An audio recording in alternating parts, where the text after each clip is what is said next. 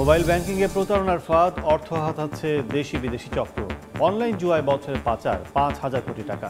সন্দেহজনক লেনদেনের তালিকা করার নির্দেশ। ভুটানের সঙ্গে পরীক্ষামূলক ট্রানজিট শুরু, ট্রায়াল সফল হলে চলবে চট্টগ্রাম বন্দর থেকে নিয়মিত পণ্য পরিবহন। মুক্ত বাণিজ্য চুক্তির আগ্রহ থিম্পুর। মাঠে উৎপাদন ভালো, সরবরাহ পর্যাপ্ত, কিছুতেই স্বস্তি ফিরছে না বাজারে। বছর ব্যবধানের 60 টাকা বেড়েছে বেগুনের দাম, ঊর্ধ্বমুখী বরবটি, শিম ও কফির দর।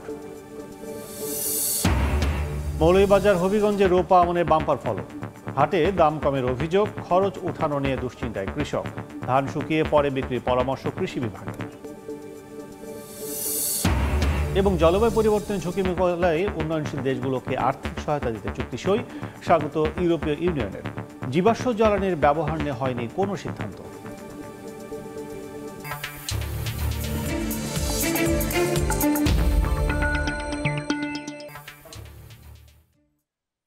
দেখছেন শিরোনাম, আমন্ত্রণ জানাচ্ছি দেশ ও দেশের বাইরের অর্থ বাণিজ্যের নানা খবর নিয়ে আমাদের নিয়মিত আয়োজন এ সময়ের বাণিজ্যে। আপনাদের সঙ্গে আছি আমি কাজল আব্দুল্লাহ। সাইবার ক্রাইমের 60 থেকে 70% আর্থিক প্রতারণা। মোবাইল ফিনান্সিয়াল সার্ভিস MFSA বছরে 5,000 কোটি টাকার বেশি অর্থ পাচার হয় অনলাইন বেটিং বা জুয়ায়। দেশ বিদেশে থাকা প্রতারকরা ধরাছোঁয়ার বাইরে থাকলেও টার্গেটে সাধারণ মানুষ। এমন অবস্থায় ডিজিটাল ব্যাংকিংয়ের জন্য আবেদন করা ব্যাংকগুলোর প্রযুক্তিগত নিরাপত্তা সক্ষমতা বাড়ানো, অনলাইন বেটিং বা জুয়া বন্ধ ও সন্দেহজনক লেনদেনের তালিকা করার নির্দেশ কেন্দ্রীয় ব্যাংকের। অন্যদিকে ডিজিটাল ব্যাংকিংয়ের আর্থিক প্রতারণা ধরতে ব্যাংকগুলো অসহযোগী বলে দাবি গোয়েন্দা সংস্থার। সিলিয়া সুলতানের রিপোর্ট। দেখে মনে হবে সাধারণ কোনো বাক্স, ভেতরে ফাঁপা, সারি ধরে সাজানো অনেকগুলো চেম্বার। তবে এই জাদুর বাক্স যে কোনো কম্পিউটার মনিটরের সাথে সংযোগে একই সাথে 200-র বেশি সিম সংযোগ তৈরি করতে সক্ষম। দেশের বিভিন্ন মোবাইল অপারেটরের এসব সিম মিডলম্যানের মতো ব্যবহার করা হয় মিশর থেকে। সোনালী তরঙ্গে আর্থিক আদান প্রদানের শেষ গন্তব্য বেশিরভাগই চীন। সুনির্দিষ্ট কোনো সংখ্যা না পাওয়া গেলেও বাংলাদেশ ব্যাংকের হিসেবে বছরে অন্তত 5,000 কোটি টাকার বেশি অর্থ পাচার হয় অনলাইন বেটিংয়ে। গোয়েন্দা সূত্রের মতে আর্থিক প্রতারণার 60 থেকে 70%ই হয় MFS বা মোবাইল ব্যাংকিংয়ের মাধ্যমে। 60 থেকে 70% ফাইন্যান্সিয়াল স্ক্যাম সংক্রান্ত অভিযোগগুলো আমাদের কাছে আসে। ব্যাংকের একটা গ্রাহকের টাকা নগদ বিকাশ বিভিন্ন অ্যাকাউন্টে চলে যাচ্ছে, তার সে কিছু জানে না। বাংলাদেশ ব্যাংক সূত্র বলছে মোবাইল ব্যাংকিংয়ের হিসেব খোলার ক্ষেত্রে 2D ছবির ভেরিফিকেশন অনুপযুক্ত হলেও তা চলে আসছে দীর্ঘদিন। টাকা নগদায়ন করতে গ্রাহক কোন ব্যাংকের কার্ড ব্যবহার করেন এবং সে কার্ড কার নামে তা সুনির্দিষ্ট করতে পারে না অপারেটর। এছাড়া ক্যাশ ইন করতে পারেন যে কেউ। এমন অবস্থায় 13 MFS সেবাদাতাকে অনলাইনে অবৈধ অর্থ লেনদেন বন্ধের নির্দেশনা দিয়েছে কেন্দ্রীয় ব্যাংক। একই সাথে সন্দেহজনক লেনদেন হয় এমন হিসেবের তালিকা করার নির্দেশ কেন্দ্রীয় ব্যাংকের। আইটি বেসড ট্রানজ্যাকশন যেহেতু বেশি হবে, অতএব আইটিটা যাতে খুব সিকিউরড হয় এবং কস্ট ইফেক্টিভ হয়, যেহেতু ক্ষুদ্র ইনভেস্টর আর ডিপোজিটররা গ্রাহক থাকবে। এদিকে আইনশৃঙ্খলা রক্ষাকারী বাহিনী বলছে ব্যাংক ও কোম্পানিগুলোর অসহযোগিতা দ্রুত পদক্ষেপ নেওয়ায় অন্যতম বাধা হয়ে ওঠে। একজন অ্যাকাউন্ট হোল্ডার তার অ্যাকাউন্টটা খোলার পরে আরেকজনের কাছে যারা স্ক্যামের সাথে যদি তাদেরকে একটা নির্দিষ্ট টাকার বিনিময়ে বাড়ায় দিয়ে দিচ্ছে, তো সেটা ব্যাংকিং যারা কর্তৃপক্ষ আছে সে বিষয়ে ট্রানজ্যাকশনগুলো, বিশেষ করে যে এখানে ট্রানজ্যাকশনগুলো খুব ছোটো ছোটো ট্রানজ্যাকশন হয়, 5,000 10,000। ডিজিটাল ব্যাংকিং বা মোবাইল ব্যাংকিং জীবন অনেকটা সহজ করলেও এখন এটি মাথা ব্যথার কারণ। তার অন্যতম কারণ আর্থিক কেলেঙ্কারি। আইনশৃঙ্খলা কর্তৃপক্ষ বলছে মোবাইল অপারেটর কোম্পানির সিম কেনাবেচা আরও বেশি কঠোর হতে হবে যদি আমরা এই আর্থিক কেলেঙ্কারি কমাতে চাই। ঠিক একইভাবে সেসব সিম থেকে যখন কেউ ডিজিটাল ব্যাংকিং বা মোবাইল ব্যাংকিংয়ের জন্য সেবা নিতে যাবেন, সেক্ষেত্রে অবশ্যই তাকে ভেরিফিকেশনের আওতায় আনতে হবে। সিলিয়া সুলতানা, সময় সংবাদ, ঢাকা। প্রযুক্তি উদ্ভাবন এবং অংশীদারিত্বের সমন্বয়ে ডিজিটাল পেমেন্ট আরও নিরাপদ করতে হবে বলে মন্তব্য করেছেন বাংলাদেশ ব্যাংকের governor doctor Ahsan H Mansur. শনিবার সন্ধ্যায় রাজধানীর একটি হোটেলে আয়োজিত এক অনুষ্ঠানে এ তাগিদ দেন তিনি। রেগুলেটরি ব্যর্থতা, দুর্নীতি ও দুঃশাসনের কারণে আর্থিক খাত প্রত্যাশিত সুফল পাচ্ছে না বলেও মনে করেন গভর্নর। সামগ্রিক উন্নয়নে হতাশা প্রকাশ করেন তিনি। বলেন, ভবিষ্যতে টিকে থাকতে ডিজিটাল লেনদেনের বিকল্প নেই। প্রযুক্তিগত উন্নয়নের মাধ্যমেই আর্থিক খাতের স্বচ্ছতা ও নিরাপত্তা নিশ্চিত করতে হবে।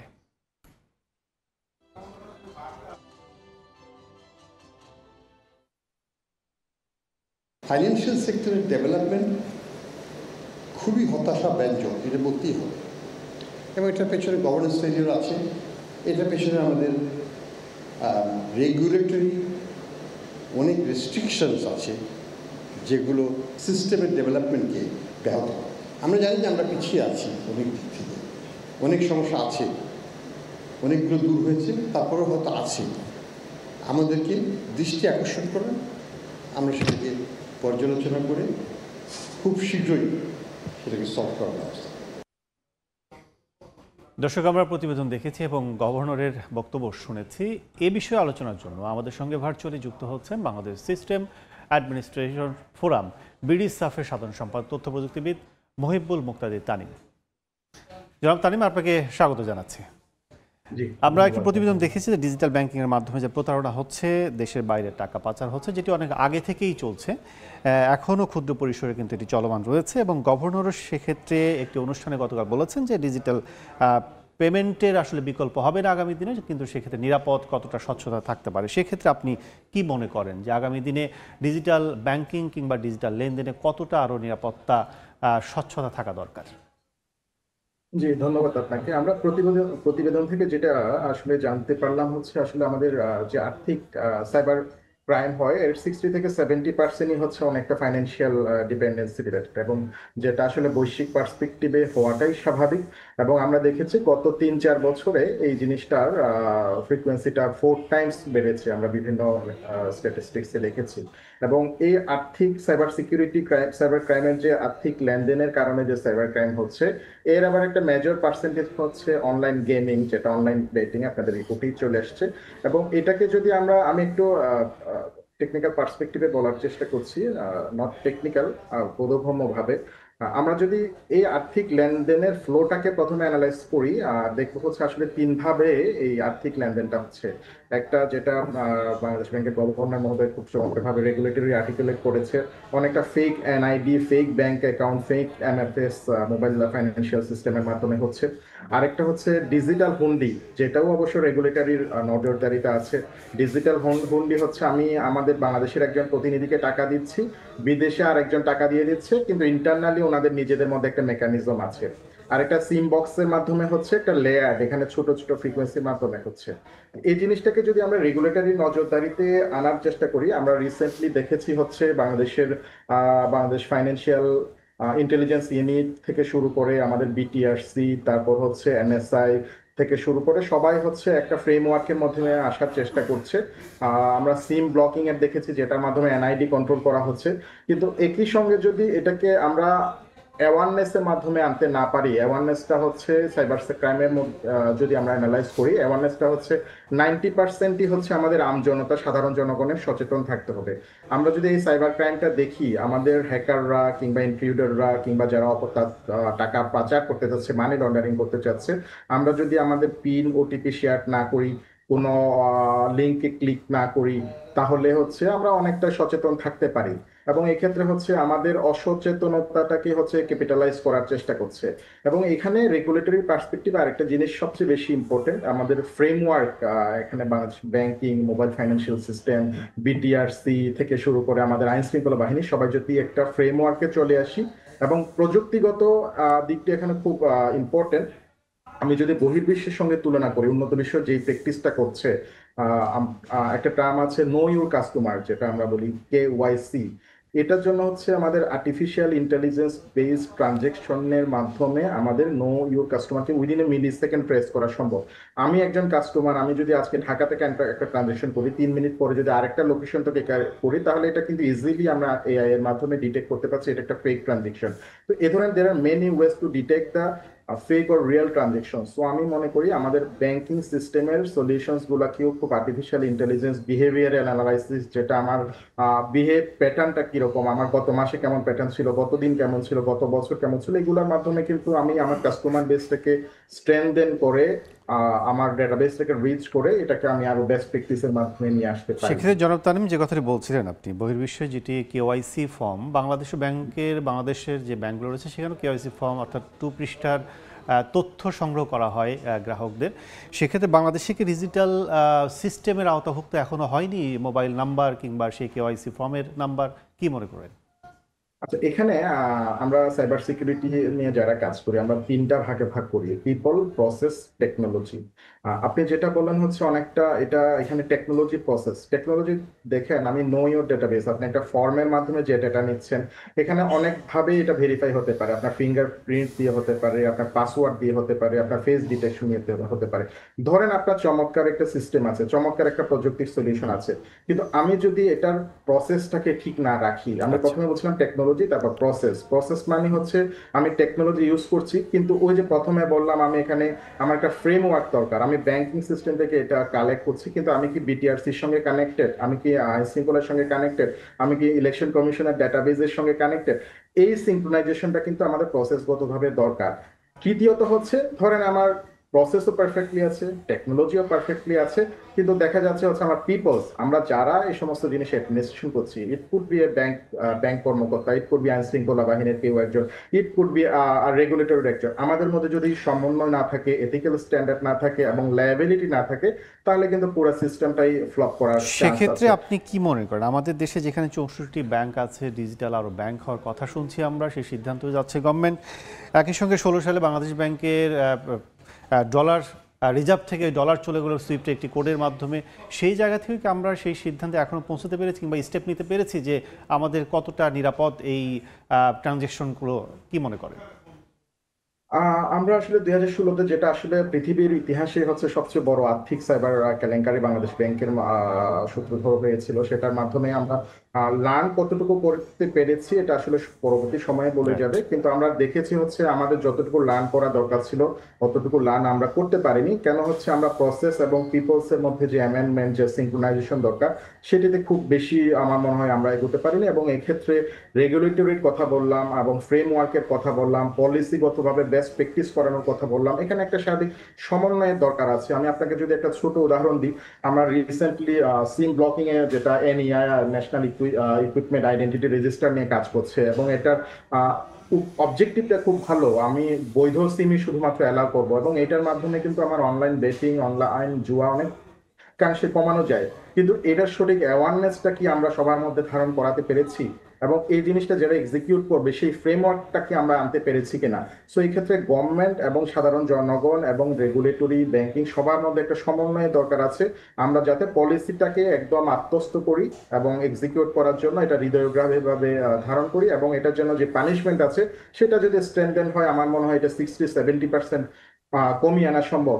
বর্তমান সময়ে সাইবার নিরাপত্তা 100% কন্ট্রোল কখনোই সম্ভব নয়। আমরা উন্নত বিশ্বে দেখেছি স্ট্রং রেগুলেটরি এবং প্রযুক্তির চমৎকার ব্যবহারের মাধ্যমে সিঙ্গাপুর বলেন, ইউরোপিয়ান ইউনিয়ন বলেন, ইউনাইটেড স্টেটস বলেন, এবং প্রযুক্তির উন্নত ব্যবহার মানে আমি বলছি বিহেভিয়ার অ্যানালাইসিস, আর্টিফিশিয়াল ইন্টেলিজেন্স এবং রেগুলেটরির মাধ্যমে এটাকে সমন্বয় করা সম্ভব।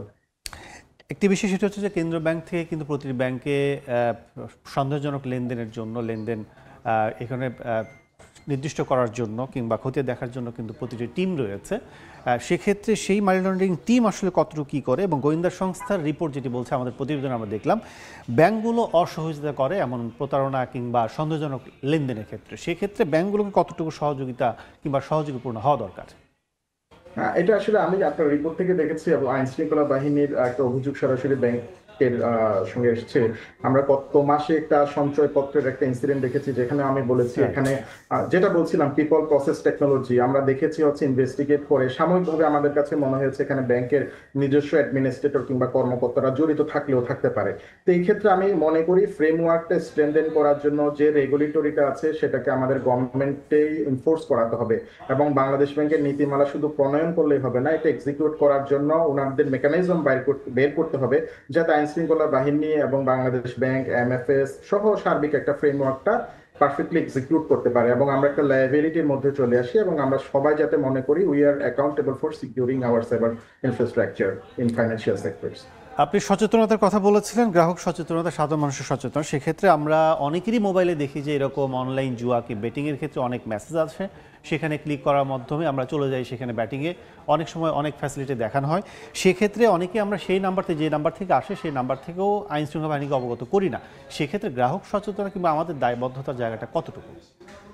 এখানে অবশ্যই সচেতনতার দায়বদ্ধতা অবশ্যই সবচেয়ে বেশি গুরুত্বপূর্ণ। আমি একজন দেখেন, আমি একজন শিক্ষিত লোক হিসেবে নিজেকে বলতে পারি, একজন কম্পিউটার ইঞ্জিনিয়ার হিসেবে বলতে পারি, কিন্তু আমি এখনো যদি আমাকে জিজ্ঞেস করেন এই ধরনের লিঙ্ক ক্লিক করলে আমার কাছে মনে হয়েছে আমি সাইবার অ্যাটাক, কিন্তু আমি এখন স্পষ্টত জানি না where should I inform proactively. আমি কি 999 ফোন করবো নাকি ওখানে ইমেল করবো? এই জিনিসটা কিন্তু আমাকে গভর্নমেন্টের মানে রিপিটেডলি অ্যাওয়ারনেসের পর্যায়ে চলে যেতে হবে। এটা শুধুমাত্র অনলাইন না, আমাদের একদম এটা, আপনি যদি আজকে গ্রামে যান দেখবেন চায়ের দোকান কিংবা রাস্তার মোড়ে মোড়েই অনেকে অনলাইন গেমিং খেলছে, কিন্তু বাট অ্যাওয়ারনেস ক্যাম্পেইনটা how should I reach to the mass peoples, এই মেকানিজমটাকে কিন্তু গভর্নমেন্টকে ভাবতে হবে। আমরা যখন একটা ভোটের ক্যাম্পেইনে একজন ভোটারের কাছে ভোট চেতে ডোর টু ডোর যাচ্ছি, সো এটা কিন্তু আমাদের জাতীয় অর্থনীতিতে ব্যক্তিগত নিরাপত্তার ক্ষেত্রে ইম্প্যাক্ট করছে। সো অ্যাওয়ারনেসটা শুধুমাত্র SMS ইমেল দিয়ে আমার দায়িত্ব শেষ করলে হবে না, এটাকে আমাদের এমনও হতে পারে স্কুল কলেজের এডুকেশন সিস্টেমের মধ্যে ইনক্লুড করা। আমি আমাদের মসজিদ মাদ্রাসা মন্দিরের মাধ্যমে অ্যাওয়ারনেস চলে আসা, গ্রাম্য সভার মধ্যে অ্যাওয়ারনেস চলে আসা, পারিবারিকভাবে নিয়ে আসা,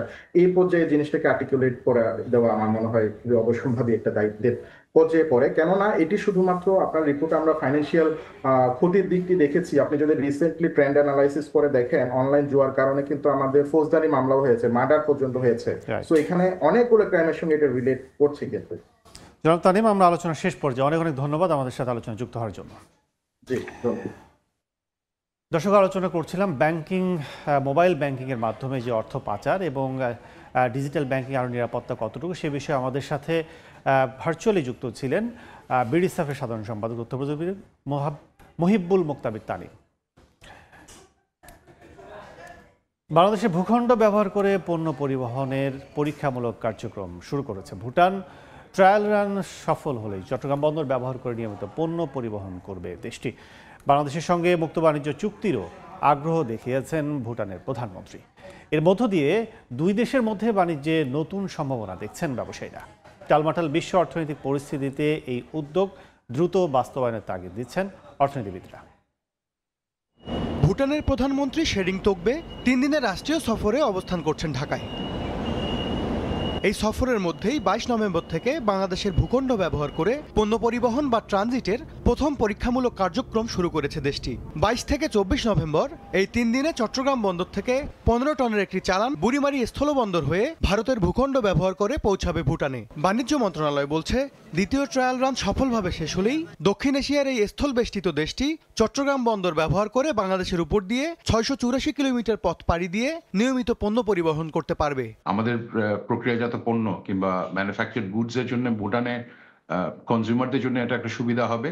আবার একই সাথে ভুটানের যারা প্রডিউসার তাদের জন্য বাংলাদেশ একটা বড় মার্কেট হিসেবে আবির্ভূত হতে পারে, এবং সেটা আসলে দুই দেশের জনগণ এবং দুই দেশের ইকোনমির জন্য অত্যন্ত ভালো একটা সুযোগ। বাংলাদেশ ব্যাংকের তথ্য, চলতি বছরের প্রথম প্রান্তিকে ভুটানে $3.4 মিলিয়ন আর দ্বিতীয় প্রান্তিকে 3.5 মিলিয়ন মূল্যের পণ্য রপ্তানি করেছে বাংলাদেশ। একই সময়ে যথাক্রমে 17 মিলিয়ন ও $8.88 মিলিয়ন পণ্য আমদানি করেছে বাংলাদেশ। এবারের সফরে দ্বিপাক্ষিক বৈঠকে বাণিজ্য ও বিনিয়োগ, যোগাযোগ, শিক্ষা, কৃষি, স্বাস্থ্য, জ্বালানি ও বিদ্যুৎ, টেলিযোগাযোগ, পর্যটন সহ বিস্তৃত সহযোগিতা নিয়ে আলোচনা হওয়ার কথা রয়েছে। ইতিমধ্যে ভুটানের প্রধানমন্ত্রীর সফরের প্রথম দিনেই স্বাস্থ্যসেবা ও ইন্টারনেট সংযোগ বিষয়ক 2টি সমঝোতা স্বাক্ষর করেছে দুই দেশ। বাংলাদেশের সঙ্গে মুক্ত বাণিজ্য চুক্তির আগ্রহ প্রকাশ করেছে ভুটান। যদি পিটিএ থেকে আমরা একটা মুক্ত বাণিজ্য অঞ্চল গঠন করতে পারি দুটো দেশের মধ্যে, তাহলে সেই ক্ষেত্রে বাণিজ্যের সম্ভাবনা আরো বেড়ে যাবে। তবে বাণিজ্য এবং বিনিয়োগ একই সঙ্গে যেহেতু চলে, সুতরাং বাংলাদেশ থেকে কিছু বিনিয়োগ ভুটানে যেতে পারে এবং ভুটানের দিক থেকে কিছু বিনিয়োগ বাংলাদেশের যে বিশেষ অর্থনৈতিক অঞ্চল সেখানে আসতে পারে। 2023 সালে বাংলাদেশ ও ভুটানের মধ্যে agreement on the movement of traffic in transit চুক্তি ও প্রোটোকল সই হয়। এর আগে 2020 সালে ভুটানের সঙ্গে বাংলাদেশের প্রথম অগ্রাধিকারমূলক বাণিজ্য চুক্তি দুই দেশের অর্থনৈতিক সম্পর্কে নতুন মাত্রা যোগ করে। MS আরিফিন, সময় সংবাদ, ঢাকা। এবার বন্দর বাণিজ্যের খবর।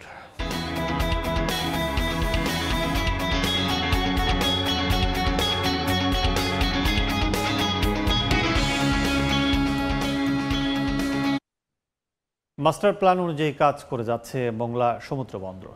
দেশের অর্থনীতিতে গুরুত্বপূর্ণ ভূমিকা রাখতে চায় বন্দরটি। আমদানি রফতানি বাণিজ্যের খবর জানাতে যুক্ত হচ্ছেন রিপোর্টার মাহমুদ হাসান। সরাসরি যাচ্ছি তার কাছে।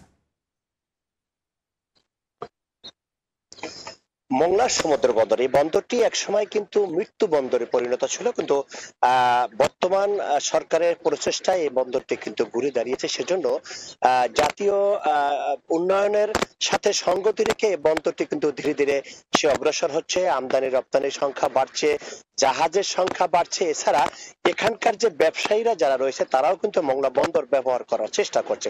তবে মোংলা বন্দর কর্তৃপক্ষ দীর্ঘদিন থেকে কিন্তু মাস্টার প্ল্যান অনুযায়ী তারা কিন্তু কাজ করে যাচ্ছে এবং এই ব্যবসায়ীরা যে এখানে মোংলা বন্দর ব্যবহার করছে এদের পর্যাপ্ত সুযোগ সুবিধা দেওয়ার জন্য কিন্তু বন্দর কর্তৃপক্ষ সচেষ্ট রয়েছে। এছাড়া এই মোংলা বন্দর কর্তৃপক্ষ যে মোংলা বন্দরের সাথে ঢাকার দূরত্ব অনেক কম, পদ্মা সেতু হওয়ার কারণে এবং এছাড়া এখান থেকে যে রেল চলাচল এবং নৌপথের পর্যাপ্ত যাওয়ার সুন্দর মতন জায়গা করা হয়েছে এবং যাতে নির্বিঘ্নে পণ্যগুলো এখান থেকে দেশের বিভিন্ন অঞ্চল নিয়ে যায় সেভাবে কিন্তু প্রস্তুত করে রেখেছে মোংলা বন্দর কর্তৃপক্ষ। তবে বন্দর কর্তৃপক্ষ আমাদের যেমনটি জানিয়েছে যে এখানে ব্যবসায়ীরা যদি তার আগ্রহ প্রকাশ করে এবং এখানে যদি তারা সুন্দরভাবে ব্যবসা করতে পারে এবং জাহাজ আমদানি রপ্তানি সহ যে পণ্যগুলো এখানে পর্যাপ্ত পরিমাণে আসতে পারে সে ব্যবস্থা কিন্তু বন্দর কর্তৃপক্ষ করে রেখেছে। তবে ইতিমধ্যেই কিন্তু তারা আমাদের যেমনটি জানিয়েছে যে ব্যবসায়ীরা কিন্তু আগ্রহ হয়েছে এই মোংলা বন্দর ব্যবহার করার জন্য এবং মোংলা বন্দর উন্নয়ন এবং এখানে যে 2024-25 অর্থ বছরে যে রাজস্ব আদায় করছে তার চেয়ে বেশি রাজস্ব আদায় 25-26 অর্থ বছরে সেই টার্গেট নিয়ে কিন্তু তারা কাজ করছে। এই অনুযায়ী কিন্তু মোংলা বন্দরের আমদানি রপ্তানির পণ্য সংখ্যা বৃদ্ধি পেয়েছে এবং সেই অনুযায়ী কাজ করে যাচ্ছে মোংলা বন্দর কর্তৃপক্ষ। তবে এই ছিল আমার কাছে মোংলা বন্দরের আমদানি রপ্তানির সর্বশেষ তথ্য। এখন সরাসরি ছিলাম মোংলা সমুদ্র বন্দরে। দেখছেন এ সময় বাণিজ্য। গেল সপ্তাহে কিছুটা ঘুরে দাঁড়িয়ে চলতি সপ্তাহে প্রথম কার্যদিবসে প্রধান সূচকে নিম্নমুখী প্রবণতায় চলছে দেশের প্রধান পুঁজিবাজার ঢাকা স্টক এক্সচেঞ্জের লেনদেন। এই মুহূর্তে খবর জানাতে চলে যাচ্ছি ডিএসসির অফিসিয়াল ওয়েবসাইটে। দর্শক, আমরা একটু আগেও দেখেছি, সেটি হচ্ছে যে নিম্নমুখী প্রবণতায় কিন্তু আজকে ডিএসসি কিন্তু লেনদেন চলছে। এখন কিছুটা ঘুরে দাঁড়িয়েছে, অর্থাৎ 5 মিনিট আগেও কিন্তু আমরা দেখেছিলাম যে নিম্নমুখী প্রবণতা ছিল 3টি সূচকে। এখন 2 পয়েন্ট সূচক বেড়েছে ডিএসসির এক্স শরিয়া সূচকে, সেক্ষেত্রে 4871 পয়েন্টে কিন্তু অবস্থান করছে। 1018 পয়েন্ট বেড়েছে ডিএসসি শরিয়া সূচক এবং 4 পয়েন্ট নিম্নমুখী অবস্থানে রয়েছে ডিএসসির বিশেষায়িত সূচক ডিএসসি 13 অবস্থান করছে 1873 পয়েন্টে। 50,674টি শেয়ার লেনদেন হয়েছে এখন পর্যন্ত, যার বাজার মূল্য আমরা দেখছি 134 কোটি 74 লাখ টাকা প্রায়। এছাড়া 140টি প্রতিষ্ঠানের শেয়ার দর ঊর্ধ্বমুখী অবস্থানে রয়েছে, 145টি নিম্নমুখী এবং অপরিবর্তিত অবস্থায় দেখছি আমরা 82টি প্রতিষ্ঠানের শেয়ার দর। সেক্ষেত্রে টপ 20 যে 20টি শীর্ষ প্রতিষ্ঠান রয়েছে তাদের বাজার দর একটু দেখতে চাই। শুরুতে দেখছি আমরা ইস্টার্ন লুব্রিক্যান্ট প্রতিষ্ঠানটি 2698 টাকা দরে প্রতিটি শেয়ার বিক্রি করছে। সর্বোচ্চ মূল্য ছিল 2790, সর্বনিম্ন আমরা দেখছি 2632 টাকা। এছাড়া গত সপ্তাহের কিন্তু শেষ কার্যদিবসে প্রতিষ্ঠানটির শেয়ারের দর ছিল 2482 টাকা 60 পয়সা। সেক্ষেত্রে সেই ধারাবাহিকতা কিন্তু আজকে শেয়ারের দর কিন্তু বেশ বেড়েছে। আনোয়ার গ্যালভানাইজিং প্রতিষ্ঠানটি 96 টাকা প্রতি শেয়ার বিক্রি করছে, যার সর্বোচ্চ মূল্য আমরা দেখছি 96 টাকা 30 পয়সা, সর্বনিম্ন 90 টাকা। এছাড়া গত সপ্তাহের শেষ কার্যদিবস ছিল 91 টাকা 80 পয়সা দরে। 22 টাকা 80 পয়সা দরে তৃতীয় নম্বর অবস্থানে রয়েছে ডমিনিয়াস প্রতিষ্ঠানটি। তাদের ডমিনিয়াস স্টিল বিল্ডিং, একটি স্টিল কোম্পানি প্রতিষ্ঠানটি, তাদের শেয়ারের দর সর্বোচ্চ মূল্য দেখছি আমরা 22 টাকা 90 পয়সা ছিল, সর্বনিম্ন দেখছি 22 টাকা 40 পয়সা। এছাড়া 4 নম্বর অবস্থানে রয়েছে রহিমা ফুড, 5 নম্বর অবস্থানে রয়েছে সান লাইফ ইন্স্যুরেন্স এবং 6 নম্বরে রয়েছে ইনটেক ইন্ডাস্ট্রিজ। সেক্ষেত্রে বলা চলে যে সূচকের মিশ্র প্রবণতার মধ্য দিয়ে কিন্তু লেনদেন এখন পর্যন্ত চলছে ডিএসসিতে। তো সবশেষ আসলে দিন শেষে বোঝা যাবে যে ডিএসসির লেনদেন কোন পর্যায়ে দাঁড়ানো। তো এই ছিল ডিএসসির সবশেষ। দেখছেন এই সময় বাণিজ্য। মাঠে উৎপাদন ভালো, বাজারে সরবরাহ রয়েছে পর্যাপ্ত, তার উপরও কমছে না সবজির দাম। বরং কৃষি বিপণন অধিদপ্তরের তথ্য বলছে বছর ব্যবধানে রাজধানীতে 1 কেজি বেগুনের দাম বেড়েছে প্রায় 60 টাকা। ঊর্ধ্বমুখী বরবটি, শিম ও কপির দর। অন্তরা সেনার রিপোর্ট। বাজারে এসেছে শীতকালীন সবজি, রয়েছে চাহিদা মতো সরবরাহ, তবুও কমছে না কাঁচা এই পণ্যের দাম, যা নিয়ে অসন্তোষ রয়েছে ক্রেতা মনে। প্রত্যেকটা সবজির দাম অনেক বেশি মনে হচ্ছে। সবজি হচ্ছে 50 টাকার উপরে, আর কিছু কিছু সবজি হচ্ছে 100 টাকার উপরে। হালকা কিছু ক্রয় করলাম, কিন্তু দেখলাম প্রত্যেকটা জিনিসে, প্রত্যেকটা সবজিতেই আপনার কেজিতে 30, 40, 50, 70, 80 পর্যন্ত বৃদ্ধি আছে। ক্রয় ক্ষমতার বাইরে, বুঝছেন, তারপরে প্রয়োজনের তাগিদে কিনতেই হয়। কৃষি বিপণন অধিদপ্তরের তথ্যে দেখা যাচ্ছে বর্তমানে রাজধানীর বাজারে 1 কেজি বেগুন বিক্রি হচ্ছে 70 থেকে 120 টাকায়। এক মাসে কেজিতে কমেছে 5 টাকা, যদিও এক বছরে 1 কেজি বেগুনের দাম বেড়েছে 58 টাকার বেশি। এবছর 1 কেজি বরবটি কিনতে ক্রেতাকে গুনতে হচ্ছে 80 থেকে 100 টাকা, যা গেল বছরের একই সময়ের তুলনায় 12.5 টাকা বেশি। ফুলকপি বিক্রি হচ্ছে 45 থেকে 70 টাকায়, যা গেল বছরে বিক্রি হয়েছে 35 থেকে 60 টাকা দরে। দাম বেড়েছে বাঁধাকপিরও, এক বছরে 5 টাকার বেশি বেড়ে বর্তমানে এই সবজি বিক্রি হচ্ছে 40 থেকে 60 টাকায়। বছর ব্যবধানে কেজিতে 10 টাকা বেড়েছে সিমের দাম। রাজধানীর বাজারে বিক্রি হচ্ছে 100 থেকে 120 টাকায়। তবে নিম্নমুখী মূলার দর গেল বছরের একই সময়ের তুলনায় 16 টাকার বেশি কমে বর্তমানে প্রতি কেজি মূলা বিক্রি হচ্ছে 40 থেকে 60 টাকায়। অন্তরা সেন, সময় সংবাদ, ঢাকা।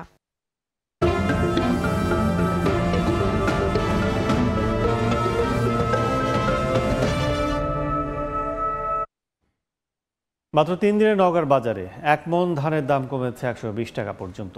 সরকার প্রতি মণ ধান 1360 টাকায় কেনার ঘোষণা দিলেও স্থানীয় হাটে বিক্রি হচ্ছে 1150 থেকে 1180 টাকায়। ব্যবসায়ীদের সিন্ডিকেটের কারণে এমন পরিস্থিতি বলে অভিযোগ কৃষকদের। রকিবুল ইসলামের ছবিতে এমআর রকির রিপোর্ট। পাকা ধান ঘরে তুলতে ব্যস্ত বরেন্দ্র অঞ্চলের কৃষকরা। সেই ধান বিক্রি করতে ভোরেই নওগাঁর চকগড়ি হাটে ভিড় করছেন তারা। সরবরাহ বাড়ায় খুশি ব্যবসায়ীরা, কিন্তু দামের ধস বাড়িয়েছে কৃষকদের দুর্ভোগ।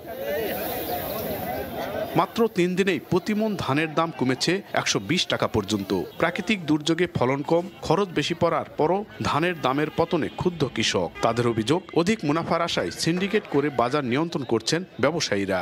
7-8 মণ ধান নিয়ে গত হাটে গিয়েছিল 1200 টাকা মণ, এই হাটে 1100 টাকা, 50 টাকা, 1150। এই দিয়ে আমাদের কোনো লাভ হচ্ছে না। ব্যবসায়ীরা যারা আছে তারা মানে ভালোভাবে লাভবান হচ্ছে, কিন্তু আমরা কোনো লাভবান হতে পারতেছি না। এই বাজার দিয়ে আমরা ঋণ পণ করে আর করে বউ বাচ্চা কেমনে চালামো আমরা নিজেই বোঝা পারছি না। হাটে স্বর্ণা 5 বৃধান 50, বৃধান 56 বিক্রি হচ্ছে 1150 থেকে 1180 টাকা দরে। 3 দিন আগেও এসব ধান 1280 টাকায় বিক্রি হয়েছে। ব্যবসায়ীরা দাবি করছেন কর্পোরেট কোম্পানিগুলো ধান কম দামে কেনায় প্রভাব পড়েছে বাজারে। আগে আমি ধান কিনছিল 1260 টাকা, 50 টাকা পর্যন্ত, আজকে সবচেয়ে হাই বাজার কিনছি 1200 টাকা। হঠাৎ করে বাজার আমদানি কিনে মানে বিক্রি করা যাচ্ছে না, যার জন্যই বাজার কম। এদিকে সরকার প্রতিমণ ধান 1360 টাকা কেনার দর নির্ধারণ করেছে। চলতি আমন মৌসুমে কৃষকের কাছ থেকে 2000 মেট্রিক টন ধান এবং 50,000 মেট্রিক টন চাল কেনার পরিকল্পনা রয়েছে জেলা খাদ্য বিভাগের। জেলা কৃষি বিভাগের তথ্য বলছে, চলতি আমন মৌসুমে জেলায় 1,96,000 হেক্টর জমিতে ধানের আবাদ করা হয়েছে, যেখান থেকে ধান পাওয়ার লক্ষ্যমাত্রা ধরা হয়েছে 12 লাখ মেট্রিক টন। নওগাঁর চকগড়ি হাট থেকে এমআর রকি, সময় সংবাদ। মৌলভীবাজার হবিগঞ্জে রূপা আমনের বাম্পার ফলন, ধান কাটা ও মাড়ায় ব্যস্ত কৃষকেরা। তবে হাটে দাম কম হাঁকায় খরচ ওঠানো নিয়ে দুশ্চিন্তায় অধিকাংশ। এজন্য ধান শুকিয়ে সংগ্রহের পর বিক্রির পরামর্শ কৃষি বিভাগের। মৌলভীবাজার থেকে শাহ অলিদুর রহমান এবং হবিগঞ্জ থেকে রাশেদ আহমদ খানের পাঠানো তথ্য ও ছবিতে রিপোর্ট। অগ্রহায়ণের বাতাসে দুলছে ধানের শীষ, মাঠ জুড়েই সোনালী ফসলে হাসি ফুটেছে কৃষকের মুখে। আবহাওয়া অনুকূলে থাকায় মৌলভীবাজারে আমনের বাম্পার ফলনে সন্তুষ্ট কৃষকেরা। আনন্দ উৎসবে চলছে আধুনিক যন্ত্রের মাধ্যমে ধান কাটা ও মাড়াইয়ের কাজ। এরই মধ্যে প্রায় 25 থেকে 30% ধান কাটা সম্পূর্ণ হয়েছে। তবে ধানের ন্যায্য মূল্য পাওয়া নিয়ে শঙ্কিত কৃষক। ধান কাটতেছি 10-12 দিন হয়েছে, শুরু করছি, হলে আমরা শেষ হই নাই। ধান কাটার পরে আমরা একটা চিন্তিত মাঝে আছি যে ধানের ন্যায্য মূল্য আমরা পাইমুনি না পাইতাম না। ধানের ন্যায্য মূল্য পেতে ভালোভাবে শুকিয়ে বিক্রির পরামর্শ কৃষি বিভাগের। তারা ধান ইচ্ছা করে তারা কিছু গুদামজাত করে পরে ধান যখন দাম বাড়বে তখন তারা বিক্রি করতে পারে। হবিগঞ্জের বানিয়াচং, আজমিরিগঞ্জ, নবীগঞ্জ ও লাখাই উপজেলায় ধানের আবাদ হয়েছে বেশি। 30% ধান কাটা হয়ে গেছে সেখানকার কৃষকদেরও। সরকারি গুদামে ধান দেয়া নিয়ে রয়েছে কৃষকদের নানা অভিযোগ। আমরা ধান চাষ করি ঠিকই, আমরা ন্যায্য দাম পাই না, যে কারণে আমরা কৃষকরা হতাশ। আমরা তো জমি হরি ঠিক হই, কিন্তু ধানের দর তো আর বাড়ে না। কৃষি সম্প্রসারণ অধিদপ্তরের তথ্য মতে মৌলভীবাজারে ৯৮,০৩৫ মেট্রিক টন রোপা আমন চাষের লক্ষ্যমাত্রা ধরা হয়েছে। আর হবিগঞ্জে এবছর রোপা আমন চাষাবাদের লক্ষ্যমাত্রা ছিল ৮৮,৪২০ হেক্টর। ফাহরিয়া ফারজানা, সময় সংবাদ। রাজধানীর আবু সাইদ কনভেনশন হলে সংবাদ সম্মেলনে কথা বলছেন এনসিপির আহ্বায়ক নাহিদ ইসলাম। সরাসরি যাচ্ছে সেখানে। সৎ, যোগ্য, দক্ষ এবং দেশপ্রেমিক মানুষের প্রতি আহ্বান জানিয়েছিলাম এবং আমাদের আহ্বানে সাড়া জাগিয়ে প্রায় ১,৫০০ মানুষ এই মনোনয়ন ফর্ম নিয়েছেন। আমরা তাদের প্রতি আন্তরিক ধন্যবাদ এবং কৃতজ্ঞতা জানাই। আজকে এবং আগামীকাল হয়তো আমাদের আরো একদিন লাগতে পারে। আমরা এই সকল মনোনয়ন প্রত্যাশীদের সাথে মত বিনিময় করব, তাদের স্বপ্নের কথা শুনবো, তাদের দক্ষতা যোগ্যতার কথা শুনবো এবং এনসিপির পক্ষ থেকেও আমরা আমাদের পরিকল্পনার কথা বলবো এবং সর্বোপরি আমরা একটা স্বচ্ছ প্রক্রিয়ার মাধ্যমে যাচাই বাছাই করে এখান থেকে আমরা বলেছি যে আমরা ৩০০ আসনের প্রার্থী চূড়ান্ত করতে চাই। সেই ৩০০ আসনের প্রার্থী আমরা চূড়ান্ত করব। এখানে একটা প্রাথমিক যাচাই বাছাই হবে, পরবর্তীতে আমাদের যে রাজনৈতিক পরিষদ রয়েছে তার কেন্দ্রীয় সংসদীয় বোর্ড হিসেবে তারা কাজ করবে, তারা চূড়ান্ত মনোনয়ন দিবেন এই ৩০০ জন প্রার্থীকে। ফলে আমাদের আজকে জাতীয় নাগরিক পার্টির বিভিন্ন পর্যায়ে নেতাকর্মী এবং আমাদের এনসিপির অনেক শুভাকাঙ্ক্ষী যারা মনোনয়ন নিয়েছেন তারা আজকে মনোনয়ন প্রত্যাশী হিসেবে আজকে এসেছেন মত বিনিময় করতে। আমরা তাদেরকে ধন্যবাদ এবং কৃতজ্ঞতা জানাচ্ছি। আমরা আমাদের এই যাচাই বাছাই প্রক্রিয়াটা সম্পন্ন হলে আমরা আমাদের তারিখটি ঘোষণা করতে পারবো বলে আমরা আশা ব্যক্ত করছি এবং আমরা দেশবাসীর উদ্দেশ্যে বলতে চাবো যে জাতীয় নাগরিক পার্টি তার স্বপ্ন, তার প্রতিশ্রুতি নিয়ে এগিয়ে যাচ্ছে এবং আমাদের সংবাদ সম্মেলনের কথা বলছিলেন এনসিপির আহ্বায়ক নাহিদ ইসলাম। বক্তব্যের বাকি অংশ দেখতে ভিজিট করুন সময় টিভির ফেসবুক পেজে। দেখছেন এই সময় বাণিজ্য, সঙ্গেই থাকুন। দেখছেন এই সময় বাণিজ্য। বার্জার পেইন্টস বাংলাদেশ লিমিটেড আয়োজন করছে Berger awards for interior design 2025-এর দ্বিতীয় আসর। শনিবার রাজধানীতে আনুষ্ঠানিকভাবে আয়োজনের ঘোষণা দেওয়া হয়।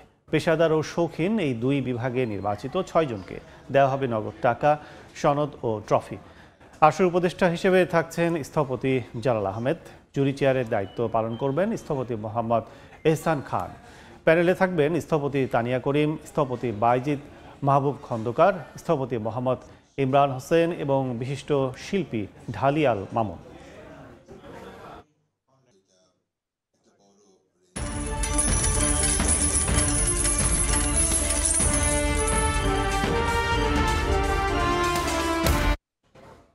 মূল্যবান ধাতুর বিশ্ববাজারে কমছে স্বর্ণের দাম। এর কারণ হিসেবে যুক্তরাষ্ট্রে চলা দীর্ঘ শাটডাউন কর্মসূচির প্রভাবকে সামনে এনেছে আন্তর্জাতিক বাজার বিশ্লেষণকারী মার্কিন প্রতিষ্ঠান দ্য ট্রেডিং ইকোনমিক্স। দাম কমছে রূপা ও প্লাটিনামেরও। বিশ্ববাজারে কমেছে স্বর্ণের দাম। আন্তর্জাতিক বাজার বিশ্লেষণকারী প্রতিষ্ঠান দ্য ট্রেডিং ইকোনমিক্সের তথ্য, সপ্তাহ ব্যবধানে 0.48% কমে শুক্রবার প্রতি আউন্স স্বর্ণ বিক্রি হয়েছে $4,063.98। মূল্যবান এই ধাতুর দাম কমতির কারণ হিসেবে মার্কিন যুক্তরাষ্ট্রের দীর্ঘ শাটডাউন কর্মসূচির প্রভাবকে সামনে এনেছে প্রতিষ্ঠানটি। পতন ঘটেছে রূপার দামেও। সপ্তাহ ব্যবধানে 1.12% কমে শুক্রবার আউন্স প্রতি রূপা বিক্রি হয়েছে $49.97। পতনে পড়েছে প্লাটিনামও। সপ্তাহ ব্যবধানে 2.23% কমে আউন্স প্রতি প্লাটিনাম বিক্রি হয়েছে $1,510.30। এদিকে সপ্তাহের শেষ দিন কিছুটা ঊর্ধ্বমুখী ছিল কপারের বিশ্ববাজার। শুক্রবার 0.86% বেড়ে প্রতি পাউন্ড কপার প্রায় $5 বিক্রি হলেও সপ্তাহ ব্যবধানে দাম কমেছে 0.86%। সাদিক হাসান ইমন, সময় সংবাদ। দেখছেন এ সময় বাণিজ্য। জলবায়ু পরিবর্তন মোকাবেলায় উন্নয়নশীল দেশগুলোকে আর্থিক সহায়তা দেওয়ার বিষয়ে সমঝোতা চুক্তি স্বাক্ষর হয়েছে। তবে বিশ্ব জলবায়ু সম্মেলনে 30তম আসরে জীবাশ্ম জ্বালানির ব্যবহার বা এর ক্ষতিকর প্রভাব নিয়ে কোনো সিদ্ধান্তে আসতে পারেনি সদস্য দেশগুলো। আয়োজনের মূল লক্ষ্য পূরণ না হলেও আংশিক এই সাফল্যকে অভিনন্দন জানিয়েছে ইউরোপীয় ইউনিয়ন, যদিও চুক্তির কড়া সমালোচনা করেছে পানামা। জলবায়ু পরিবর্তন ঠেকাতে আগের আসরগুলোতে হওয়া পরিকল্পনা বাস্তবায়নের লক্ষ্য নিয়ে শুরু হয় বিশ্ব জলবায়ু সম্মেলনের 30তম আসর। তবে সম্মেলনের শেষ দিনে এসে দেখা যায় অর্জনের খাতা শূন্য। এর সঙ্গে যোগ হয় সদস্য দেশগুলোর হাজারো আক্ষেপ। পরিকল্পনা অনুযায়ী শুক্রবার শেষ হওয়ার কথা থাকলেও শনিবার পর্যন্ত গড়ায় কার্যক্রম।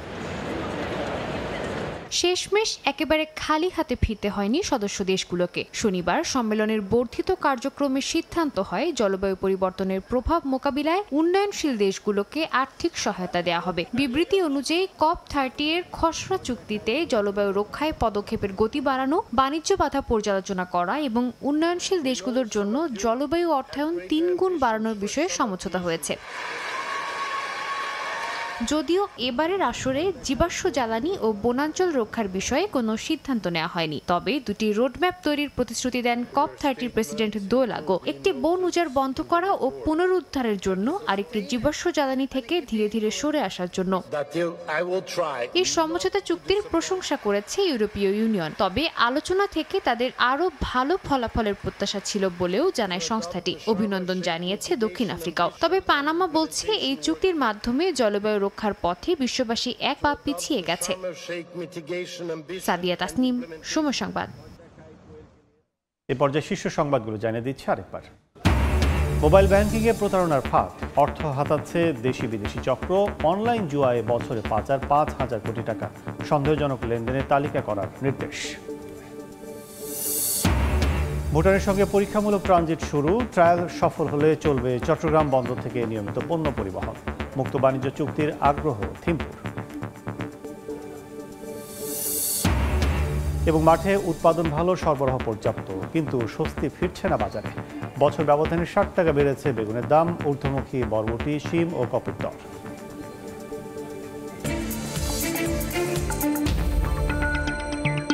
এই ছিল এই সময় বাণিজ্যে। দুপুর 12টার সময় সংবাদের সঙ্গে থাকবেন শবনম মিলির। ধন্যবাদ আপনাকে। দুপুর 12টার সময় সংবাদ নিয়ে আসছি কিছুক্ষণ পরই, সঙ্গেই থাকুন সময়ের।